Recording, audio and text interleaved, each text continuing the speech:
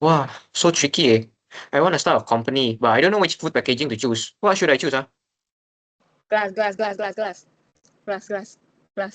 Plastic. Choose Paper, plastic. paper. Glass. Wow, so many Metal, choices, eh? metal. Oh, what should I choose, huh? What are the pros and cons, eh? Let's start with plastic. Plastic is an excellent barrier that protects against moisture and oxygen, ensuring food safety and extend shelf life of perishable items. However, some plastic types may let water vapor or gas through over time. It can trap moisture if not sealed properly, leading to bacteria and mold. Food-grade plastics are inert and non-corrosive. It won't react with food. It also offers good protection against bacteria.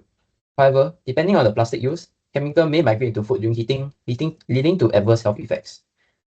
So is using plastic sustainable? Well, it depends. It is lightweight and durable, easing transportation and reducing the carbon footprint.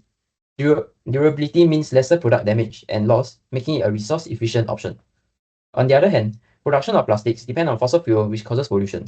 Also, many plastics that are used for food packaging are not biodegradable. Plastics such as polyethylene and polypropylene is composed almost entirely of non-carbon and hydrogen bonds, which repels highly polar molecules such as water.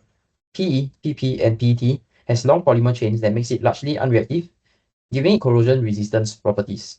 And lastly, plastic's durability comes from its strong chemical backbones, which is composed of strong saturated carbon-carbon bonds that is very stable and requires high energy to break. Now, why paper? 3 reasons. First, it's an eco-friendly option. Paper is highly recyclable, and unlike plastic, it's biodegradable. Secondly, cost savings. Paper packaging is cheaper than other options and is easily printable, making it better for marketing purposes. And lastly, it is lightweight, making it attractive for consumers to transport and making transporting your product to shelves and subsequently consumers easier. However, it is worth noting the production of paper is energy intensive, which could dull some of its positive environmental impact. Other disadvantages would be somewhat poor durability, moisture, oxidation, and corrosion resistance. Paper is made from the fibers of wood pulp, which is composed of cellulose. Cellulose has a hydrophilic nature, making it susceptible to water, oil, and grease, explaining paper's poor durability, moisture, oxidation, and corrosion resistance. To improve state resistance, paper can be treated or coated with other materials such as a good friend plastic, kaolin clay, chalk, and titanium oxide. The plastic coating allows paper to inherit some of plastic's properties, allowing for the increased resistance. For example, paper cups and milk cartons, which, unlike a paper bag, can store liquids. Now I'll be sharing more about metals. Metals have excellent moisture resistance. They completely block water vapor and air, keeping food dry and fresh. The only downside is that if the coating or seams are damaged, moisture can still enter. For oxidation resistance, aluminium and tin form stable oxide layers such as Al2O3 and SnO2 that prevent oxidation. But if these layers are scratched, oxidation may still occur, dulling the appearance of metals. In terms of corrosion resistance, tin plating or coatings protect the metal from rust, maintaining food safety and taste. The downside, acidic or salty food can corrode the metal if the coating fails. Lastly, for sustainability, metals are fully recyclable without losing their properties, helping to reduce waste and support a circular economy.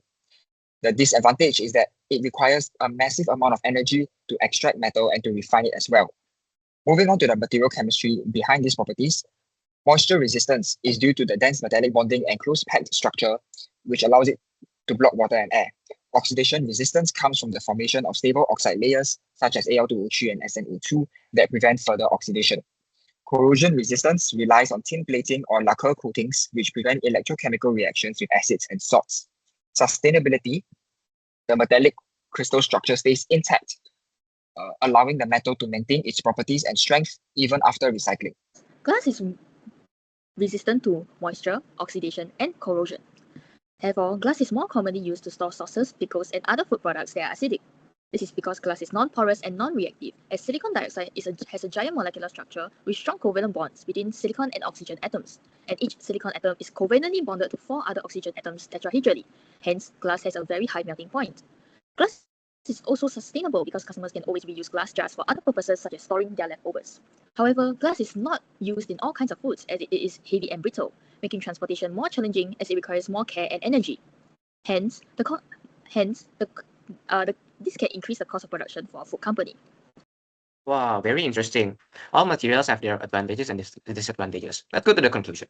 So, as I stated before, every material has its own advantages and disadvantages. Each material can be used depending on the conditions of the food. For glass, it is an inert, non-toxic, moisture and corrosion-resistant material, yet it is also heavy and brittle. It is mostly used for sauces and certain beverages, such as wine. As for plastic, it is very cheap, quite durable, and lightweight, but not sustainable and potential chemical leaching over time. The most common used packaging is plastic, and it is mainly used for snacks and beverages. As for metal, it is durable and impermeable, but potential corrosion depending on the coating. It is ideal for canned foods.